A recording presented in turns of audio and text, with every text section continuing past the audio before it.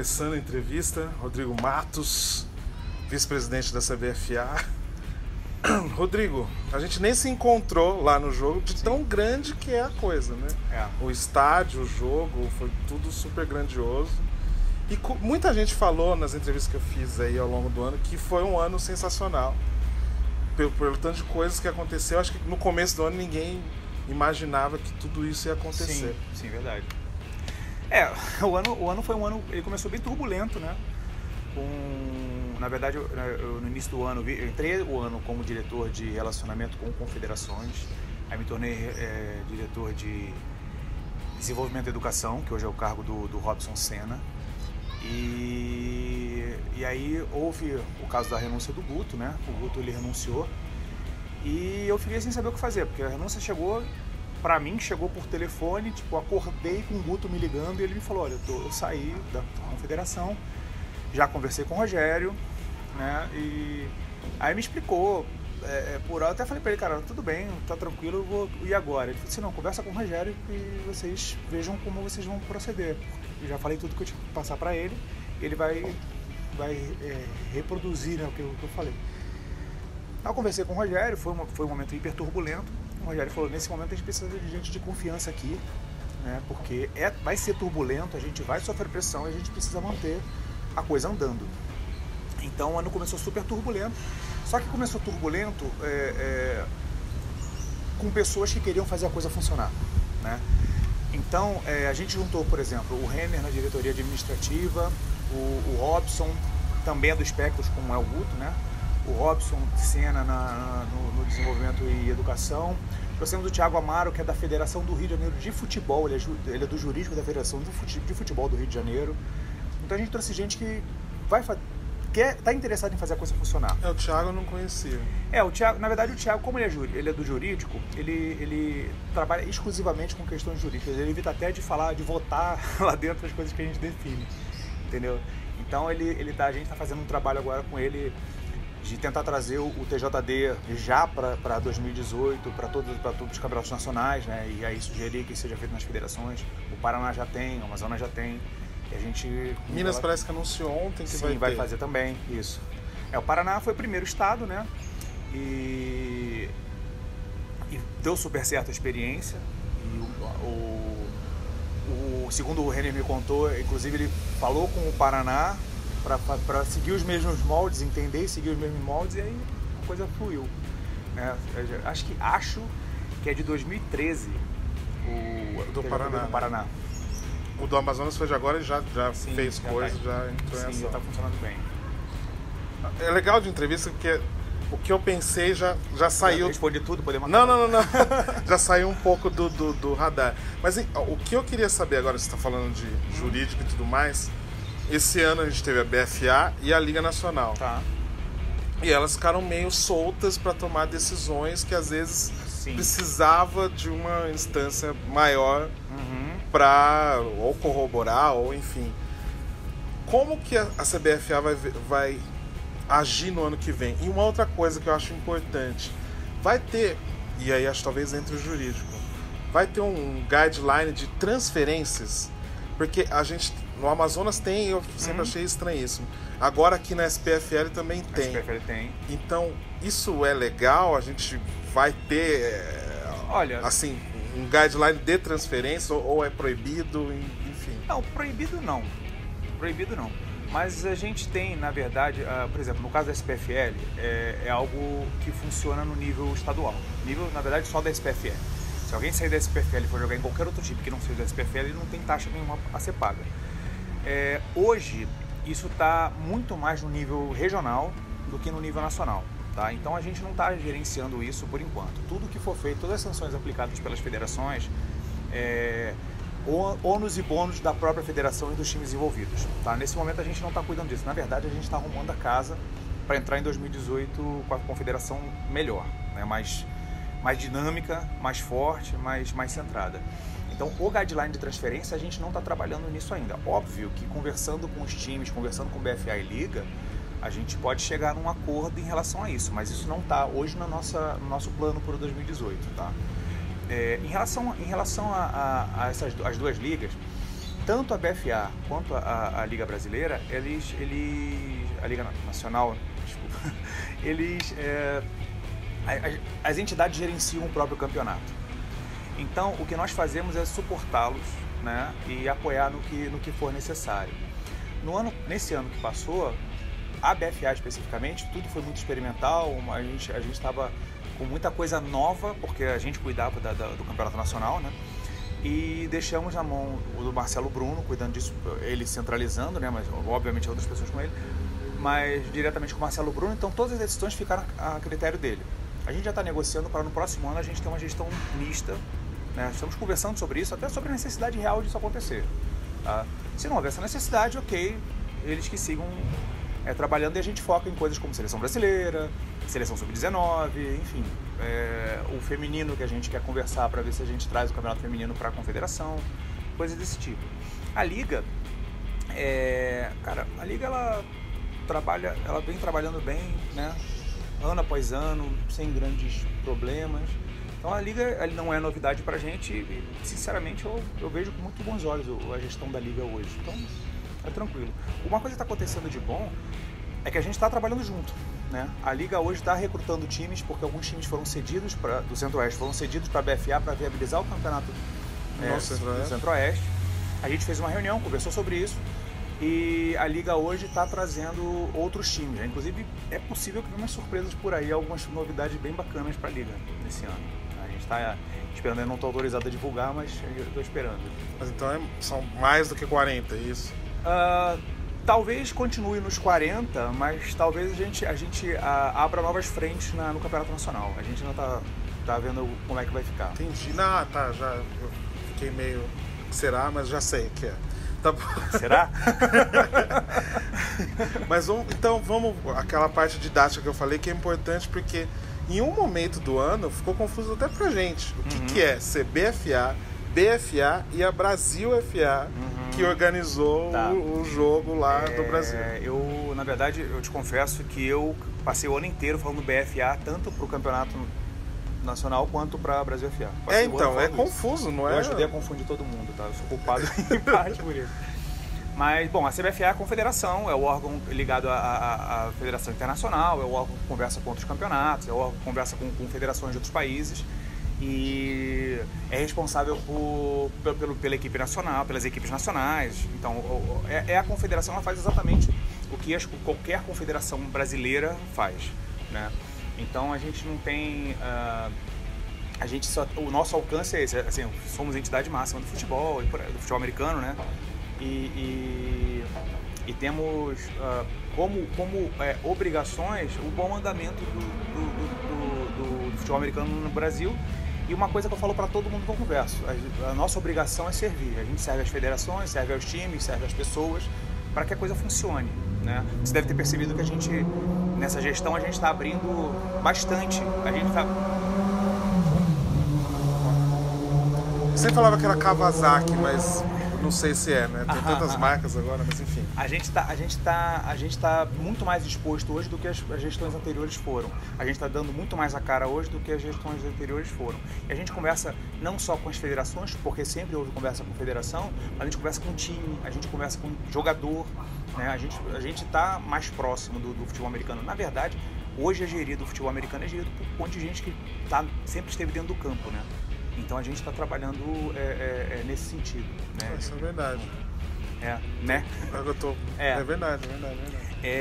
Em relação à BFA, a BFA é a empresa que faz o futebol americano da primeira divisão nacional, né? Na verdade, eu não posso dizer, não é uma empresa, né? É o nome da liga que cuida do futebol americano nacional. Lógico, assim, houve um problema no início do ano com o Santos, que falou que não tinha CNPJ. E, então, assim, isso vai ser regularizado. Foi em agosto, né? Não foi nem no meio do ano, né? No fim do começo do campeonato. Isso. E aí ele falou que não tinha entidade, não tinha CNPJ, tudo. De fato, não tinha. E isso está sendo tratado, cara, como quase tudo no Brasil. As coisas, dificilmente você começa investindo, você vê se vai dar certo, depois você vai transformar numa empresa. Começou realmente informal. Mas é algo que o nosso esporte hoje ele é informal, muitos times são, muitas entidades não têm ainda CNPJ, então a gente está trabalhando até para encaminhar bem, né, essas coisas. A gente não pode chegar e falar assim, a partir daqui todo mundo vai ter CNPJ, não podemos fazer isso. Mas a gente vai caminhar nesse sentido, porque as culturas em determinados lugares do Brasil é muito diferente. Você conversa com algumas pessoas aqui em São Paulo, e já ouvi inúmeras vezes, não tem como um cara fazer um time sem ter CNPJ. Né? Em outras localidades a realidade é completamente diferente, então a gente não pode tratar todo mundo da mesma forma, a gente tem que tratar todo mundo dentro das possibilidades para chegar no mesmo ponto junto, entendeu? Essa é a questão. Até vou falar depois sobre o CNPJ da Confederação Brasileira. Só estou esperando você falar da Brasil FA. A gente vai chegar lá. E a Brasil FA, ela é uma empresa de marketing que cuidou da gestão da realização do jogo do Brasil e Argentina no Mineirão, né? A gente tinha um contrato até essa partida, o contrato findou dia 18, se eu não me engano, dia 18, ontem. Então vocês assinaram um contrato para esse jogo? Houve um contrato para esse jogo, a gente fez um contrato para esse jogo, um evento teste, para ver como é que ia ficar. E aí a gente agora vai fazer uma análise de todos os prós e contras do que aconteceu. Para os jogadores, para a comissão técnica, o elogio foi geral, eles adoraram. E a gente está fazendo uma análise de tudo o que aconteceu, porque, obviamente, como qualquer evento que é feito, não é 100%, não é tranquilo, então a gente está cuidando de rever algumas coisas, né? Até a possibilidade, vamos ver a repercussão desse evento, ver o que a gente tem pela frente, mas é uma empresa que fez, os caras realizaram esse jogo, né?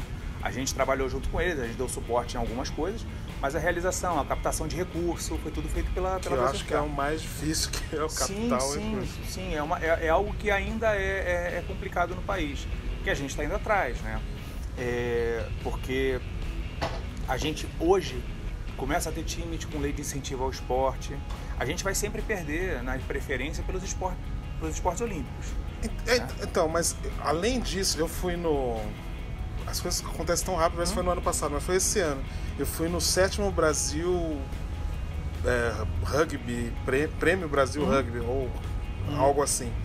E eu perguntei pro pessoal da Accor que estava chegando como patrocinador, uma das coisas do prêmio era para anunciar a Accor como patrocinador, porque é que eles estavam apostando no rugby, né? E o rugby foi um dos poucos que não perdeu patrocinador com o fim da Olimpíada e ainda ganhou um. E eles falaram porque eles queriam patrocinar um esporte e o rugby era pelo segundo ano eleito o mais transparente, né? Então tá tudo organizado, tudo bem feito. E além do que o rugby tem eu nem sei se é a palavra certa, mas eu criei para mim na minha cabeça um ecossistema internacional, né? America's Cup, tem a Copa do Mundo, que é muito é um esporte mundial e o futebol americano não é. Então é mais um fator que ajuda. Mas o principal nesse caso o rugby tá bem estruturado. Tá. Então vamos conversar isso do CNPJ. Vamos o que falar falta sobre a confederação. o que a confederação falta para ficar no mesmo pé do rugby? Vamos lá. A Confederação Brasileira, ela começou como associação, né? Foi fundada no Rio de Janeiro e em 2005 foi feito o CNPJ dela. Existe um CNPJ que a gente até já passou para algumas pessoas e o CNPJ ficou inativo. Gestões posteriores nunca tocaram nisso, o CNPJ estava lá funcionando e ele acabou ficando inativo. Inclusive tem uma conta bancária no nome da FAB que tem depósitos lá dentro e está inativo. A gente não sabe o valor, mas até porque nem pode saber, mas tem valor. Então assim, a gente tem assim, até nem gera expectativas, pode ser que o valor seja R$1.000, mas a gente tem uma conta que está lá, né? E a gente está reativando. Quando a gente trouxe o estatuto para a gente olhar, para a gente ler, e o presidente da FAB no estatuto é o fundador, é o Robert Segal. Então assim, ainda está no nome dele a associação. E a gente está mudando isso tudo. E a gente estava demorando, até o Abraão conseguiu uma documentação para a gente, que a gente pegou agora, que é a última exigência que a gente tinha para dar andamento. Já temos o dinheiro, cada diretor tirou do seu bolso o dinheiro para dar andamento no processo, para a gente já agora... Imagino que até a primeira quinzena de janeiro a gente esteja com o CNPJ reativado e a confederação andando como deveria andar, né? Como nunca deveria ter deixado de andar, na verdade. Então, assim, esse é o primeiro ponto. O segundo ponto a gente quer trabalhar, a gente está implantando uma plataforma que é do pessoal da Big Media, que já é conhecido aqui no Brasil. A gente está implantando a plataforma deles, que é uma plataforma que vai dar pra gente a mesma transparência que a CBD tem.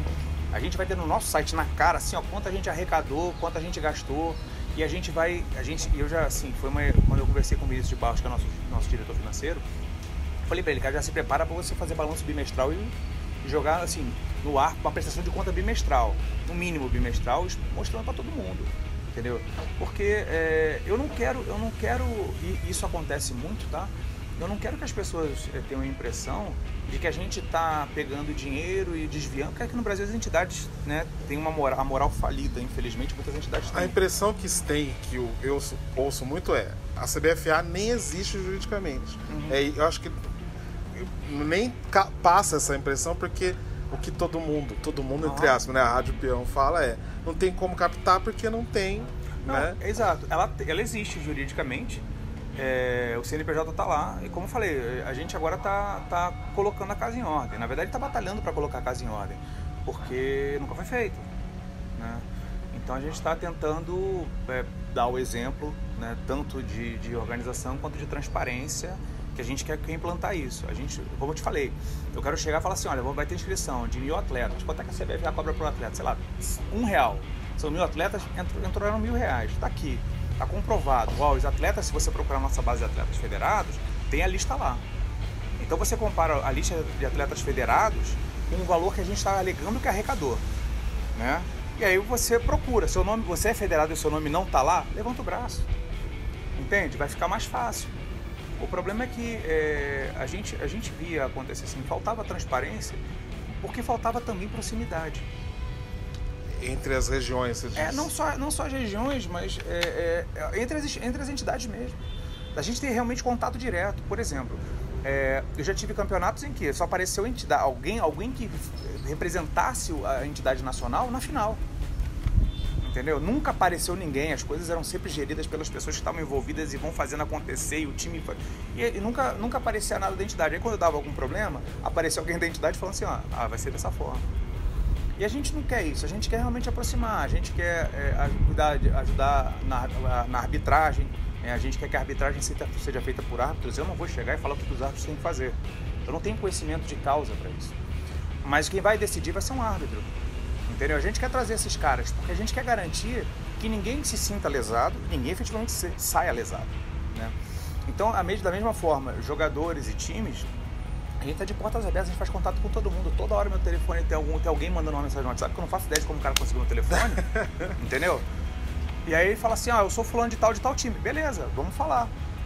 Agora, obviamente, tem assuntos, por exemplo, questionamentos de critérios, de decisões que a gente tomou, que eu prefiro falar pessoalmente, né?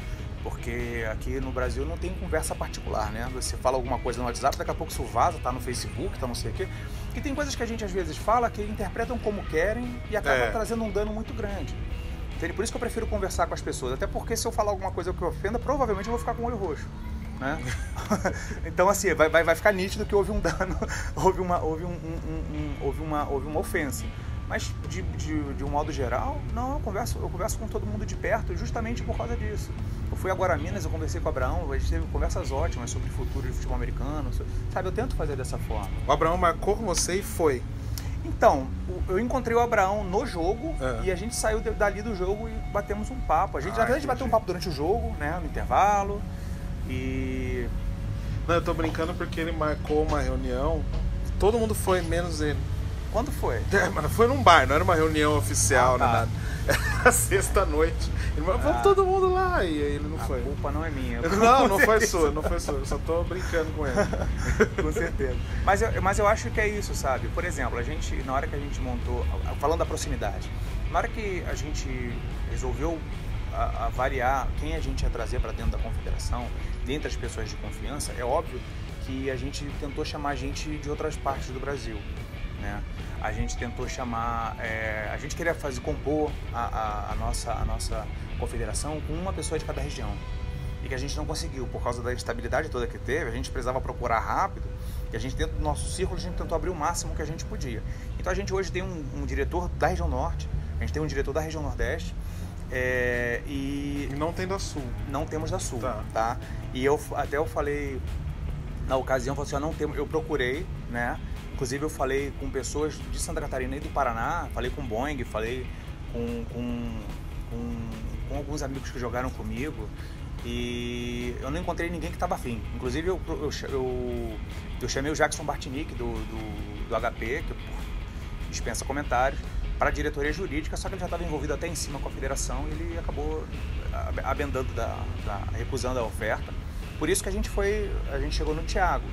Então assim, a gente teria uma pessoa da Sul a princípio, que era uma pessoa que já estava na Federação Paranaense, que é uma federação hiper organizada, que sempre esteve muito bem, né? Sempre muito bem. Vocês até foram procurar para não ser mais um do Rio, né? Exato. O diretor financeiro, ele foi escolhido porque, além dele ser uma pessoa que eu e o Rogério confiamos absurdamente, ele é uma pessoa que vai estar perto do Rogério. A conta bancária no Rio, entendeu? E vai ficar perto do Rogério. Então, ele ou seria do Rio ou seria de São Paulo. E até explicando porque o Robert Segal, que fundou o Rio Guardians lá da areia de 30 anos atrás, tudo foi no Rio, começou no Rio. Sim, então tá ligado lá no Rio. Isso, e a gente não quer centralizar o futebol americano. Pelo contrário, eu quero ter um time devastador no Norte, eu quero ter um time devastador no Centro-Oeste, entendeu? Eu quero que seja assim, eu quero que seja nacionalizado de verdade. Então, e isso quando eu digo eu digo em nome das pessoas que estão envolvidas na confederação hoje. Então por isso que a gente está sempre à disposição, querendo fazer o bolo crescer nesses lugares também, para a gente ter um esporte de alto nível. Tá? Então a gente está tentando se aproximar mesmo, na medida do possível, claro, né? Então toda iniciativa que seja para divulgar, desenvolver, fomentar o futebol americano, a gente vai estar sempre à disposição, sempre. A gente não vai tratar ninguém que queira trabalhar em causa própria, né? Porque a gente, na nossa posição, a gente não tem direito de fazer isso. Senão a gente atrasa todo mundo por uma vaidade nossa. A ideia não é essa, entendeu? Então vamos encaixar a coisa do desenvolvimento com o calendário já. Bom. O Sub-19, que para mim é um outro começo, né? E mostrando que a gente realmente está crescendo pra caramba. E eu até não sei para quem eu falei, acho que foi lá na ESPN, antes do programa começar, do ESPN League, que isso mostra, né, o quanto, apesar de todo o momento do país não ajudar, né, o futebol americano continua crescendo, sem poder ainda captar o tanto comercialmente pode acontecer, mas a vontade da molecada de jogar é que eu acho que vai impulsionar realmente esse crescimento. E aí o Sub-19 chega para colocar eles para jogar, né? Tem muito time que já tem o Sub-19 há algum tempo e eles não têm com quem jogar. Exato.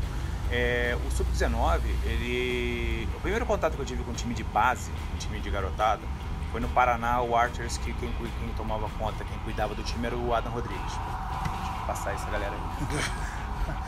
E aí, o resultado, assim, o Crocodiles formou ali, na mão do Adam, na mão das pessoas que trabalhavam com ele, jogadores que depois se tornaram grandes jogadores da posição. Como o Gino, por exemplo, um excelente defensor, foi formado ali por eles. Se eu não me engano, tá? Na minha cabeça às vezes faz mais o Gino, tem o Vizer. Alguns jogadores muito bons saíram do... O Vizer que jogou muito esse ano. Exato. O Matheus, que é QB do HP, ele era de categoria de base. O Tio Dog, então assim, tem alguns outros garotos que vieram na categoria de base também do HP. Então eles levavam isso muito a sério lá, era uma formação mesmo específica para o time.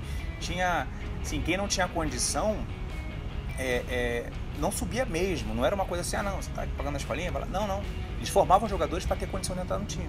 Então, no segundo, terceiro ano, acabava ficando só quem realmente tinha condições, tinha potencial para subir. E a gente tinha, por exemplo, o Guerra, que hoje é Tyrande do HP, ele era garoto da categoria de base, entendeu? Então tem uma galera que vem disso. É diferente de alguns outros estados, que até você vê caras que já estão um tempão jogando, né, e não tem uma renovação imediata. Quando essa pessoa para, o time fala assim... Sim. Porque você não tem ninguém para colocar do lado, você não estava testando ninguém, você estava deixando o veterano o tempo todo no campo e você não estava garantindo a perpetuidade da qualidade do seu time. E isso é uma coisa que a gente não vai, obviamente a gente não vai se meter nem em federação, que a gente vai se meter em time, né? Mas a gente vai fomentar o desenvolvimento sim. E a gente tem muito interesse em participar da Copa do Mundo que vai ser no México, né? Que já foi informado. Você já eu tô sabendo, mas eu tô... Aí eu tô falando como Salão Oval. A minha insegurança é toda com a IFAF, se vai ter mesmo, quando vai ser, onde vai ser. Eu vou te falar, vai ser em junho... Desculpa. Agora eu não me lembro se é junho ou julho. Eu li muito rapidamente a matéria. Eu acho que é julho. Acho que é julho, né? Vai ser em julho, no México. E inclusive o LP, que é presidente do Palmeiras Futebol Americano, ele está indo para o México. Por agora ele já vai se informar lá melhor o que precisa. Inclusive ele me procurou oferecendo ajuda, o que é fantástico, né? E ele vai ver se tem alguma coisa que já possa adiantar lá, né, na conversa. O Rogério hoje mandou um e-mail para a IFAP reiterando a nossa vontade de participar. Saiu uma matéria no México falando sobre o Mundial, falando que se a gente for, a gente talvez tenha que jogar contra o Panamá para disputar a vaga. Que a gente jogue contra o Panamá se for o caso. E a intenção é que a gente passe por dentro do Panamá e vá para a Copa do Mundo. Não duvido, mas me assombra esse filtro aí, acho que... Sim, na verdade, existe uma conversa que veio pela imprensa, e a conversa que veio pela IFAF, a IFAF tem interesse de ter um time sul-americano lá. E que é o Brasil. A princípio, sim. A princípio, a equipe, dentro do que a gente conhece, é a equipe mais forte da América do Sul. Né? Pode ser que a gente jogue contra uma equipe que a gente nunca jogou, tipo Guiana, e os caras arrebentem a gente, mas a gente não tem essa informação. Não existe nada lá pra gente. Você também não sei. Não. E assim, tentando pensar como IFAF, não sei se estou sendo fanista ou não. Um país que montou um campeonato sub-19, né? Tá fomentando o esporte nesse nível. Aqui é só o Brasil, então... Para ser visto, isso deveria ser visto com bons olhos, até porque já aquela conversa que hoje já é batida no nosso meio, de que é o terceiro país com mais torcedores de futebol americano. Obviamente os torcedores não são dos nossos times, são torcedores de times... Pra mim a mágica tá aí, como fazer os tais 19 milhões, se 1 milhão da NFL virar super fã do FBR, tá ótimo. A gente tá... É um dos nossos trabalhos, tá? É um dos nossos trabalhos. A gente esse ano teve um marketing muito aquém do que a gente esperava, né? Mas eu acho que agora na virada do ano algumas coisas vão mudar. Pode ser que a gente tenha algumas novidades bacanas aí em relação à divulgação, de marketing, etc. E muito provavelmente a gente já está até conversando com pessoas que podem nos ajudar com isso no futuro, tá? Pra gente poder mesmo mostrar a nossa cara onde quer que seja. Uma coisa que a gente precisava é acabar com essa história de que a gente acaba com o gramado, né? Isso é uma coisa que facilitaria muito a nossa entrada em vários lugares. Mas eu acho que agora realmente é só são 7 estádios de Copa do Mundo que receberam, sim, né?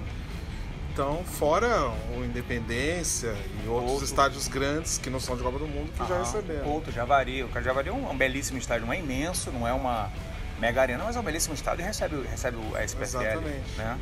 Então, acho que a gente está começando a ter espaço, até porque existem não só as arenas da Copa do Mundo em lugares em que o futebol não é tão forte, mas também como alguns lugares em que o futebol americano já está levando para os estádios mais público que o time de futebol.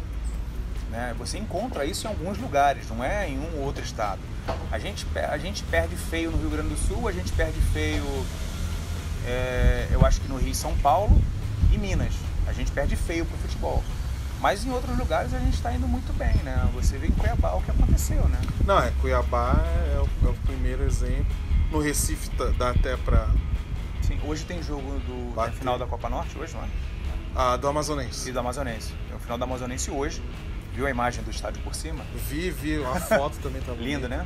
Então, vamos ver o que vai acontecer, porque eles fizeram lá um evento lá, um jogo no ano passado, arrecadando alimento não perecível, arrecadaram 8 toneladas de alimento, ou seja, foi um público de 8 mil pessoas. Foi 8.515.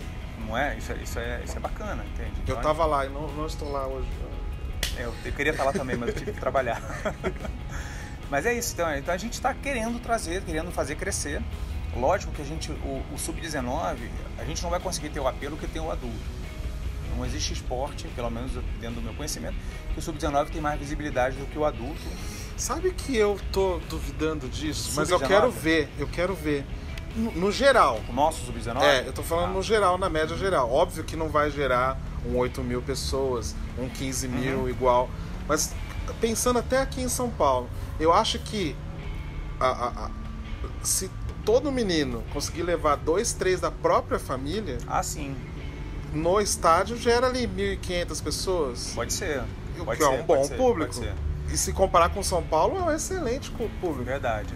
Quando eu digo que a gente não vai ter esse apelo, eu digo diretamente em relação à possibilidade de televisionamento, arrecadação, da grandeza mesmo do evento. Mas ele ajuda a impulsionar. Assim, porque um garoto de 18 anos, ele pode levar a galera galera do colégio, da faculdade, e isso pode realmente potencializar o público. E fazer o pessoal se apaixonar, né? Eu uma vez levei eu tenho um primo que mora aqui, em São Paulo, que ele ele é produtor de vídeo e tudo, e eu levei ele para um jogo da SPFL, né? Ele se sentou com a esposa dele, ficou lá um tempo. Quando acabou o jogo, ele falou assim, cara, achei muito bacana. Ele já estava cheio de ideia de produzir algumas coisas em relação ao futebol americano. E ele é palmeirense, ele viu um jogo do Palmeiras, já agora é técnico do Palmeiras. Ele viu o jogo e tal, adorou a partida e tal. Então acho que são essas coisas que a gente vai fazendo um trabalho de formiguinha e vai aparecendo. A gente vai acabar em algum momento dando um boom, mas a gente já vai estar sendo suportado por muita gente que fez essa base acontecer. E isso envolve não só o pessoal que ruía osso, sim, que ia pintar campo, o pessoal que já se queimou em cal aí no passado, não agora, não estou nem fazendo referência ao que aconteceu recentemente. Eu não tô falando nem a minha intenção, mas a gente já se queimou em cal em jogos aí para trás que o pessoal nem sabia que queimava. Sim, Então, o futebol americano de areia, que começou no Rio em 2000, enfim, tanta coisa que a gente fez aí, tantas pessoas que já quebraram as pernas, já quebraram o joelho, já quebraram o dente, tiraram o ombro do lugar. E em nome dessas pessoas, sim, que deram um pouco delas, de verdade, para o esporte, a gente tem sim que continuar crescendo, entendeu? Porque muita gente já fez um trabalho muito duro, que agora está se aposentando, que até já se aposentou, que já não joga mais, e que foi base de times que hoje são importantes aí para a propagação do esporte, sabe? Pegando o Sub-19 que vai abrir o calendário, né? Dia 13 já tem um jogo. Eu tô pensando se eu vou ou não para Curitiba. Aí a BFA já soltou o calendário. Sim. E tem a coisa de temos ou não uma Copa América aqui no Brasil. E em 2019 temos ou não um Mundial aqui no Brasil. Tá. Vamos falar de 2018 primeiro. Como é que pode ter, depois vendo o calendário da BFA com Copa do Mundo e eleição, como que fica uma possibilidade até de um amistoso do Brasil, nem pensando em uma Copa América, porque tá tudo tomado. Sim, se a gente tiver uma Copa América, ela vai ser um evento embrionário, não vai ser um evento grandioso com 10 seleções. Provavelmente a gente vai ter, não sei, vou chutar um número, tá? Porque tá muito embrionário esse projeto. É lógico que a gente consegue, como a gente é acostumado a trazer do embrionário para realizar muito rápido no futebol americano. Mas hoje ele é muito embrionário e a gente está falando hoje de 4 equipes possíveis, tá? Então, teve uma reunião depois da partida, né? O presidente do Uruguai, o presidente da Por isso que eu vi alguém com a camisa do Uruguai lá, ele era presidente da Federação Uruguaia. Eu ouvi e não te vi lá. Tá. Salvo engano, ele era presidente da Federação Uruguaia. Ele é da Federação Uruguaia, com certeza. E me desculpe, me fugiu, mas eu acho que era Chile. Acho que Chile. O cara tava fazendo todas as outras coisas naquele dia, mas eu acho que era do Chile. E aí, se isso acontecer de fato, a gente vai ter aqui no Cone Sul algo que pode se tornar uma Copa América, uma versão de futebol americano da Libertadores, alguma coisa. Desculpa, da Copa América mesmo. Inclusive foi uma conversa que a gente teve com a arbitragem argentina e que a eles, obviamente, interessa bastante, né? Interessa bastante. Mas isso aí hoje está muito no começo, não consigo te afirmar, porque a gente já vai ter, já precisa planejar muito seriamente a garantia desses meninos irem para o México, entendeu? Eles não ficarem frustrados de falar assim, beleza, conseguimos tudo, o Panamá veio para cá, a gente ganhou do Panamá, agora a gente não tem dinheiro para ir para o México. Então a gente precisa garantir isso. Primeiro que esses garotos vão. Antes de ter Copa América, antes de termos toda a seleção adulta, a gente precisa garantir isso. E além do que, tem um espaço no calendário para isso, isso aconteça. Sim, exato. Agora, eu hoje estava conversando com um amigo meu que falou que a gente tem que ter no mínimo 4 jogos da seleção por ano. Eu queria ter. Uau, eu acho que 2 já seria fantástico. Então, eu queria ter 2, tá? Eu queria ter 2 jogos, mas isso aí pode não se realizar porque o ano de Copa do Mundo é uma disputa braba, né? Mas a gente vai tentar fazer, porque o evento da seleção, ele não só é fantástico você a seleção jogando, o nível dos caras que estão lá, né? O ambiente da seleção, como isso, muito fundamentalmente na visão de uma confederação, é uma possibilidade de integração, sabe? Eu estava conversando com o Rodolfo jogador, acho que hoje do Sada, ele foi jogador do Breakers, e batendo papo assim, bobagem, né? E ele falou que é bacana porque ele, por causa da seleção, ele roda o Brasil inteiro e sempre tem onde ficar. E é isso, essa integração que a gente precisa, porque amanhã o Rodolfo é um excelente jogador, amanhã ele vai ser técnico, e ele vai estar conversando com o técnico que foi jogador da seleção com ele, todos eles trabalharam com o Brian Guzman, com o Clayton Lovett, trabalharam com o Biel, então assim, tem uma bagagem absurda, então o nível só tem a crescer, e é isso é bacana, entendeu? O Chiarini me perguntou se eu fiquei emocionado com o jogo, que meu Deus e tal. Pra ele foi porque era o primeiro jogo, e pra mim eu fui pro Mundial, eu já não tava muito. E também todos os jogos que a gente, já Arena Cuiabá, Beira Rio, Arena Cuiabá, Pantanal, Beira Rio, ou Amazônia, então, não que não tenha sido legal, mas quebra um pouco disso. Você foi até o Peru, né, pra jogo também. O Peru foi uma loucura. Foi loucura, mas que foi legal, que ajudou a desenvolver esse caminho de conversas por aí. Dúvida. Mas foi loucura. E então pra mim foi legal, mas não foi isso que mais emocionou. Mais emocionou foi ter uma comissão técnica grande, e tanto a comissão técnica quanto os jogadores falando a mesma coisa, o mesmo pensamento, criando uma cultura do esporte que eu acho que é a correta para o nosso desenvolvimento. Exato. Você sabe que é bacana, porque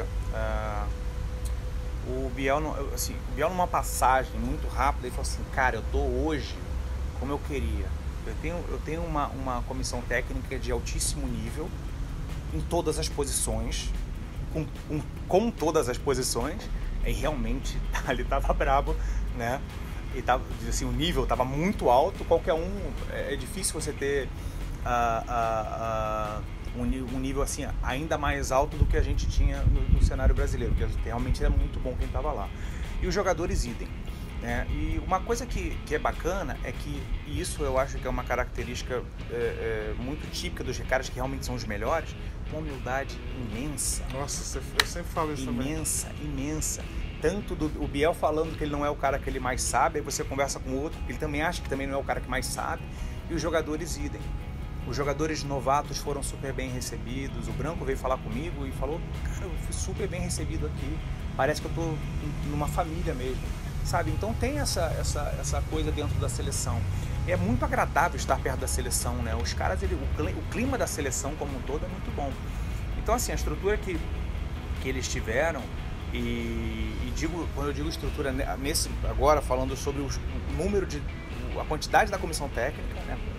E quem era a comissão técnica, né? Então, assim, poxa, o nível realmente a gente só tem a ganhar com isso, né? Com certeza. Então, só um ponto aí, a coisa da Copa América muito embrionária, então um Mundial no Brasil em 2019, mais ainda. Ou nem é possível? Então, olha, eu vou te falar, eu li uma notícia essa semana de que o Mundial tinha sido solicitado, a gente tinha falado do interesse na figura de uma pessoa que não é diretora da Confederação Brasileira. Eu vou te falar o que aconteceu, o que eu tenho de fato, tá? O Rogério Pimentel, agora em 2017, ele mandou uma mensagem para a IFAF perguntando o que precisa para a gente sediar uma Copa, tá? A IFAF conversou com a gente sobre a possibilidade da gente sediar o Sub-19 e a gente falou, olha, como a gente tem uma restrição de recursos, é melhor que a gente dê um tiro direto no Campeonato Mundial Adulto. E aí depois colher os frutos e aí sim poder sediar um Sub-19, enfim, campeonatos que tem mediaticamente a menor expressão, né? Então, o que a gente sabe dentro da confederação é que o Rogério perguntou à IFAF o que precisa e a IFAF respondeu. Entendeu? Falar que a gente disse que tem interesse, a gente não sabe nem se a gente tem condição, entendeu? Então não existe isso hoje, de verdade não existe isso hoje na nossa conversa de confederação de sediar a Copa do Mundo de 2019. A gente está arrumando a casa, a gente está resolvendo problema de CNPJ, a gente está procurando captação de patrocínio. A gente não vai entrar nisso com o risco de não realizar. Então, não existe absolutamente, isso é a posição oficial da Confederação Brasileira, não existe absolutamente nenhuma conversa entre a Confederação Brasileira e a IFAF no sentido de realizar a Copa do Mundo. A gente está se informando ainda, tá? Isso não existe. Então a gente pode dizer que para o ano que vem, arrumar a casa CNPJ, mostrar transparência para poder captar recursos, e o Sub-19, tanto o estadual quanto o mundial, são as prioridades. Sim. Para você ter uma ideia, eu vou te falar, a gente estava tendo uma conversa, quando chegou a oferta da gente sediar o Sub-19, eu estava conversando com as pessoas da Confederação, cara, vamos pegar isso, vamos fazer. Aí o Rogério falou assim, tá bom, com que CNPJ que a gente vai fazer? Eu falei, com o nosso, se está inativo a gente está resolvendo. Falei, putz, vamos resolver nossa casa primeiro, vamos organizar tudo, porque pra gente, bom, você deve ter, até pelas conversas que a gente tem, não interessa não adianta a gente fazer um puta trabalho de aparência e não ter uma base sólida, tá? Mais ou menos uma coisa que eu ouvi quando eu estava trabalhando no primeiro projeto da minha vida, um cara falou assim, não, o negócio é fazer espuma, e aí o chefe dele falou assim, não adianta você fazer espuma se embaixo só tem água suja. Então a gente precisa ter condições de ter uma confederação forte, sólida, que agregue o país. Todo o resto vai ser consequência disso. Se a gente tiver todas as federações trabalhando em conjunto pelo bem comum e a confederação também, a gente vai conseguir fazer Copa do Mundo, a gente vai conseguir mandar a equipe para fazer amistoso no exterior, a gente vai conseguir isso tudo, entendeu? Mas até lá, a gente ainda é uma confederação em formação, ainda é uma confederação que está se organizando de muitos anos, assim, de pessoas trabalhando sozinhas, pessoas trabalhando, às vezes tirando dinheiro do próprio bolso, como o Flávio Cardia já tirou dinheiro do bolso para fazer jogo de seleção. Então, assim, a gente ainda é uma confederação assim. Nós ainda estamos tirando dinheiro do bolso, tá? Todos nós. Você, eu, porque apesar do que dizem por aí, né, que a gente está com dinheiro, não, a gente está tirando dinheiro do bolso para suportar a confederação. Mas acho que quem administra os times e tudo mais, sim, sabe, né? Sempre acaba fazendo isso. Todo mundo está fazendo isso. Fala, depois eu vou ser reembolsado, né? Não é isso? É isso aí. Mas então tá, eu acho que cobrimos todos os nossos pontos aqui. Acho que o principal dessa conversa é em que pé está o CNPJ. Tá. Porque acho que a impressão que todo mundo tem, geral, realmente nem pode captar porque ainda... Sim. Eu posso só aproveitar para fazer um esclarecimento que quando a gente fez a escolha do uniforme da seleção, né, que foi um assunto polêmico, e houve um questionamento em relação à possibilidade do Rogério estar apoiando o amigo dele, blá blá blá, essas coisas todas. Então vamos esclarecer dele. Porque assim, a sua resposta pode ficar clara para quem já sabe, mas quem não sabe. Tá. Então o Rogério jogava com o Thiago Drummond no Flamengo. O Thiago Drummond e o Rames, né? No Flamengo, o Rogério foi presidente deles também, no Fluminense Imperadores, e posteriormente no Flamengo. E eles são amigos, sim. Tem amizade, sim. Tanto que isso a gente pode provar na conversa interna da confederação, porque o processo foi todo feito por escrito dentro do nosso grupo de WhatsApp. A gente tem isso escrito, inclusive tem um processo de votação.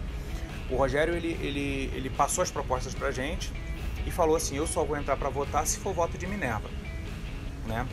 E a gente posteriormente recebeu a informação de que tinha uma pessoa falando que a Lança nunca poderia oferecer mais de 50 mil e blá blá blá. Inclusive foi uma reclamação que a gente ouviu de um candidato, a mesma reclamação. O que acontece é que não existe uma proposta de 50 mil em dinheiro pra gente, não existe uma proposta em dinheiro pra gente, pra gente permitir a confecção do material. Todas as propostas eram em cima de confecção de material, né? A gente analisou as propostas e a gente votou. Cada diretor teve um voto. Então a Lança, ela ganhou, na verdade 5 diretores votaram, ela ganhou por 3-2. O Rogério não se meteu, né? E as pessoas e de novo, eu posso provar isso. E as pessoas que questionaram isso, eu acho que, diante de tudo que a gente já viu eu acho que pode ser questionado, mas não pode acusar de que está havendo alguma coisa errada. Até porque tem muito pouco dinheiro no futebol americano pra gente ter a possibilidade de botar a mão em 50 mil, por exemplo, né? Não tem. Quem é o louco que tá colocando 50 mil exato. assim, né? Não, e não é só isso. Fácil. E não é só isso. Eu acho que se a gente tem uma cláusula de sigilo, que a gente não pode abrir as propostas que foram, etc. Mas a gente teve três empresas concorrendo, né? A gente teve uma proposta, a proposta mais baixa foi essa, entende? Então a gente mais baixa o que financeiramente? De uniformes, né? Porque, como eu te falei, assim, a Lança, a gente vai ter 3 uniformes da Lança, né? A gente vai ter o uniforme que foi usado agora, tem um uniforme branco e um uniforme azul. A gente tem 3 cores de uniforme. E os uniformes também são para todas as nossas seleções. Então a Sub-19, quando for jogar no México, ela vai ter o uniforme dela, que vai ser feito pela Lança. Então a gente pegou uma proposta realmente que foi muito boa pra gente. Lógico que a gente está em cima deles para qualquer erro, porque não pode errar, né? Porque a gente precisa que os uniformes sejam disponíveis em tempo hábil sempre, né? A gente teve até um fato que ocorreu lá, que veio um número errado e foi no dia seguinte, já foi entregue, corrigido já o uniforme. Então, é como eu vou te falar, existem excelentes fornecedores no Brasil, existem uniformes muito bons e a gente levou um monte de coisas em consideração, tá? E das propostas que a gente teve, a gente efetivamente votou a melhor, no que a gente considerou a melhor. Então, para eu entender, porque eu não sei se eu entendi direito. Tá bom. Então, a Lança financeiramente foi a pior, mas ela cobriu... Não. A Lança financeiramente foi a melhor pra gente. Tá? Foi a proposta que nos deu não só mais uniforme, pra você ter uma ideia, o uniforme com a camisa da arbitragem foi a Lança que fez. O uniforme das cheerleaders do jogo foi a Lança que fez. Então tudo isso eles fizeram, gratuitamente, sem pagamento nenhum. Entende? Então tem... A proposta que foi dada a proposta deles foi a proposta que eu considero a mais ampla, porque, como eu te falei, se uma seleção feminina vai jogar, quantas vezes você viu as meninas fazendo vaquinha para fazer uniforme? Todas as vezes. Então, se a gente vai ter uma seleção feminina jogando, elas têm uniforme, já está garantido, é uma preocupação a menos para elas, entendeu? Se a gente vai ter um sub-16 de flag jogando no Chile, um campeonato internacional, vai ter uniforme. Então a gente agora tem uma empresa que está comprometida com todas as categorias. E a gente volta ao que a gente estava falando lá atrás. Na verdade, uma empresa, obviamente, uma empresa de fornecimento de material que na proposta se mostrou comprometida com todas as categorias. Entendeu? Então isso vai de encontro com o que a gente quer. Entendeu? É justamente o que a gente está procurando. Todo mundo que chega perto da gente querendo sim pegar a seleção principal, mas cuidando do todo. Entende? Então é isso, por exemplo, o Mariano, o Marai e o outro árbitro, o Fesco Fernando, voltaram para a Argentina com uma camisa de arbitragem feita pelo Brasil com o símbolo da Confederação Brasileira. Entende? É isso. É nesse sentido que a gente está trabalhando. É que eu soube que os argentinos se maravilharam com tudo e o que o Felipe falou é que o intercâmbio foi muito bom. Foi que realmente, se o futebol americano aqui está mais avançado, a arbitragem lá, ele falou que o nível é sensacional. O Felipe falou dos árbitros argentinos. Eu vou te falar sobre a arbitragem, o que eles têm lá. O curso de formação de árbitro na Argentina dura 3 meses. Eu acho que isso fala por si só. Entendeu? O Mariano, que é o responsável pela formação de árbitros, que veio para cá como umpire, ele forma árbitros direto lá. Então, lá... E ele foi pro Mundial também, né? Foi. Então, tudo isso, eu acho que mostra a maturidade. Apesar do esporte estar lá dentro de confederações, tem 3 ligas, eles ainda não unificaram, eles têm uma estrutura muito boa. O zelo pela segurança do jogador. A gente na conversa, eles queriam assim, cara, vocês precisam usar 7-Piece, vocês vão se machucar. Entendeu? Vocês precisam. Aí eu falei, olha, alguns jogadores não tem, porque ainda não é obrigatório, e isso pode inviabilizar, porque não vai ter grana para comprar 7-Piece para todo mundo que não tem hoje. Mas isso é óbvio, assim, a gente vai seguindo as decisões da IFAF. A IFAF dizendo que é obrigatório, a gente pode obrigar. Hoje a gente não pode obrigar, senão a gente vai acabar inviabilizando a participação de jogadores, o que, de certa forma, o que não é justo, acaba não sendo justo. É lógico que a gente vai fazer um trabalho para cuidar da segurança de todo mundo, para viabilizar que todo mundo esteja o mais seguro possível. A gente está estudando a possibilidade dos postes acolchoados, que não tem, entendeu? É isso que o Felipe falou que eles... Sim, Mariano pediu. O Mariano falou, né? Pediu. Pra você ter uma ideia,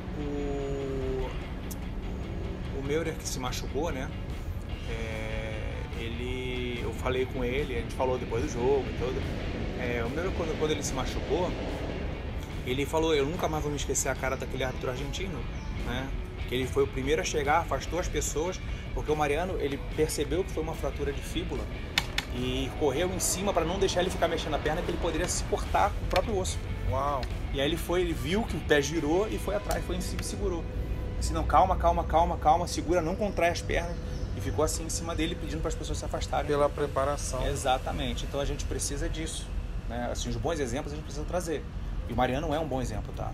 O Mariano fez um trabalho fantástico, tanto na mini clínica que ele deu lá no Sesc, quanto no todo o processo de conversa.